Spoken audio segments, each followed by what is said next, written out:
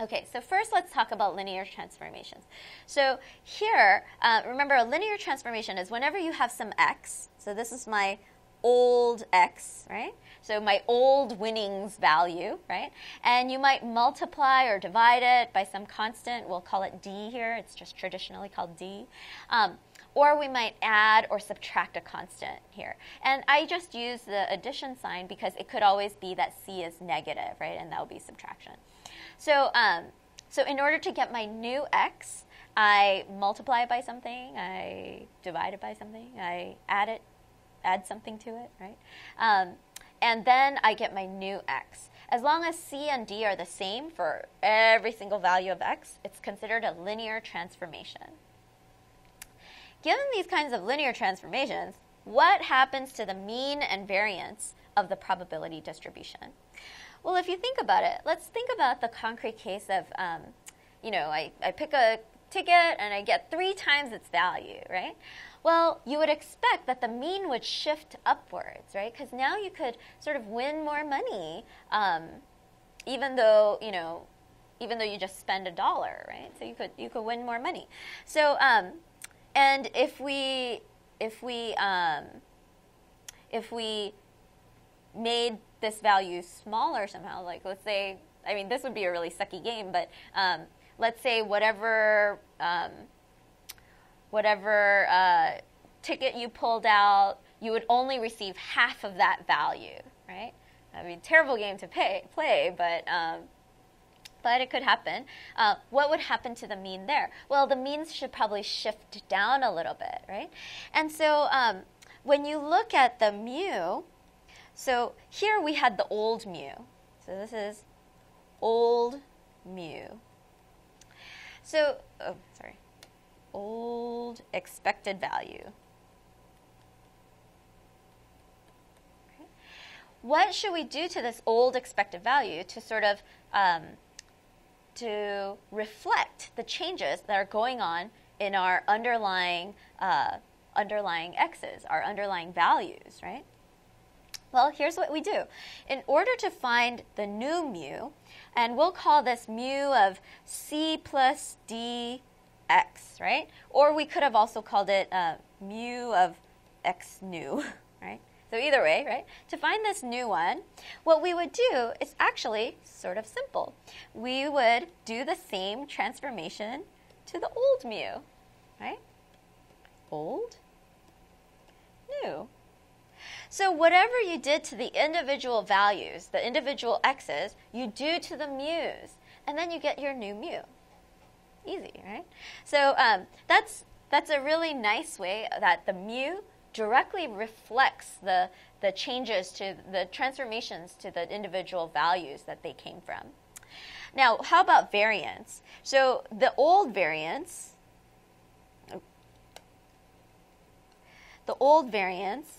looks just like this, right? So this is old var x, right? What should we do to the old variance in order to transform it into the new variance, right? Well, here, let me put a line here so that we could keep these separate.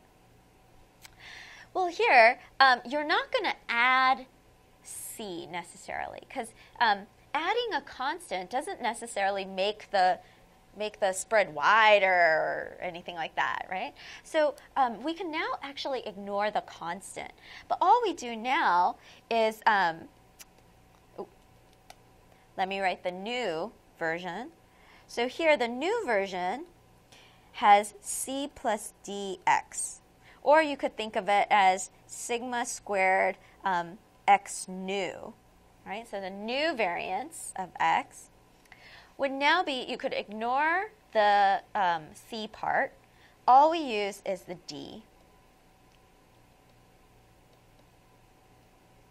So this is the old variance. Right? And so here we multiply by d squared. Right? And so what we're seeing is that the variance will actually, if d is no matter whether d is negative or positive, the variance gets larger when you do these linear transformations, multiplicative transformations of your expected value, of your random variable. Okay. And just to round it out, if you wanted to know standard deviation, right? So if you wanted the c plus dx, so this is standard deviation. It's not squared anymore, right? If you wanted that, you would just square this and this, right? So that would just be d, but the positive version of d, right? So the absolute value of d times sigma. Oh, sorry.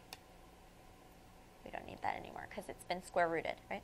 And so, so here what we would see is roughly the same idea as here, except everything's been square rooted, right? All right, so linear transformations are pretty straightforward. When it's the new mu, you do the same transformation. When it's variance, the new variance, you multiply by d squared. And you ignore the c. You don't need that in order to look at spread. Okay, so what about if we have n independent values of x? So this is the case where we're picking out, let's say, 3 separate independent tickets, right? So let's say there's like 1 million tickets in there. It'd be a lot of tickets, but let's say, right? And so we could almost treat each picking of a ticket as an independent event. And so here, we have n independent values of x, the same random variable, the same bowl of winnings, right? And what happens to the mu sub x, and sigma sub x squared when we add these 3 separate values together? Okay. Well, let's think about this. Mu sub x, this is the expected value of just x by itself, right? We don't know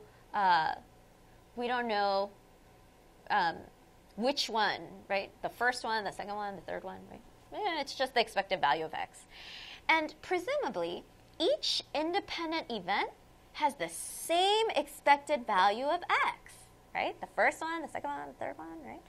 And so when you add them together, it's sort of like, here's this average, and let's say you take, 3 different things and you add them together. That would be like multiplying this average by 3 to get an estimate of your new mu. So here, what is the expected value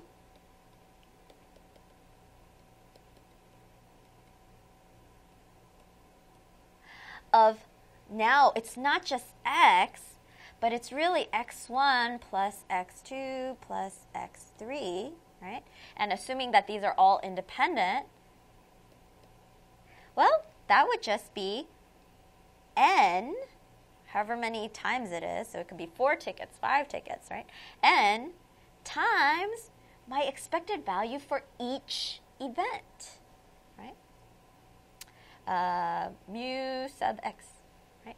We could have written it as mu of x, mu sub x plus mu sub x plus mu sub x, but this way we have a way of just noting that it's however many times, however many independent values you have, right? So it doesn't have to be 3. It could be 4. It could be 10. It could be 1.5, right? Doesn't matter. So here we could just put it as n. So that makes life easy, right? So it's a little bit of a jump, but it's very reasonable, right? Okay, now we could think about, okay, what is the variance of this? x1 plus x2 plus x3. Well, let's think about this. Here, we didn't add any constants, and if it increases by this much, really we'll probably just increase the variance as well, but not increase the variance as much as when you have one value multiplied by 3. Here we're adding 3 separate values that roughly have the same variance. So this should probably be something like n times sigma sub x squared. So it's almost like you're just for each of these, you're just adding in that variance, right? So it's just n times variance. Yeah. And then when you look at the standard deviation,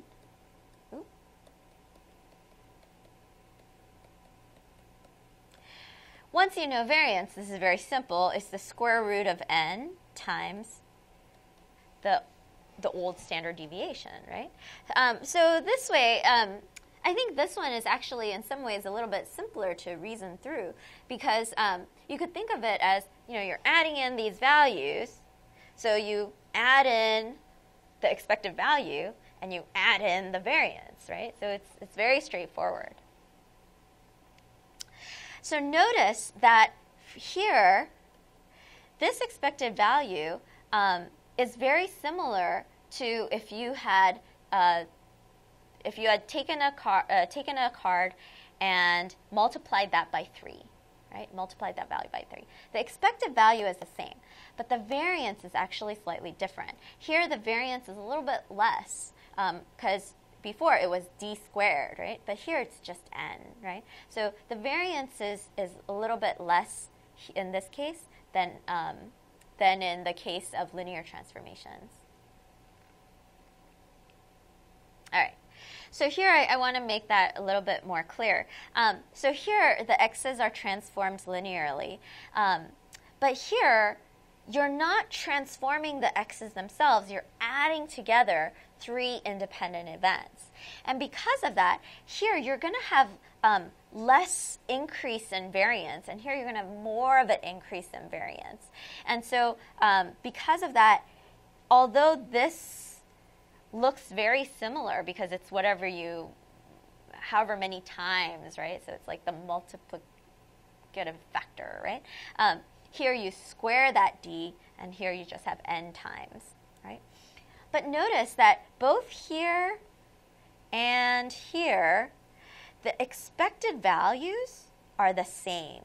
Because here it's c is 0, and d is going to be 3. Here n is 3, right? So the expected values are going to be the same.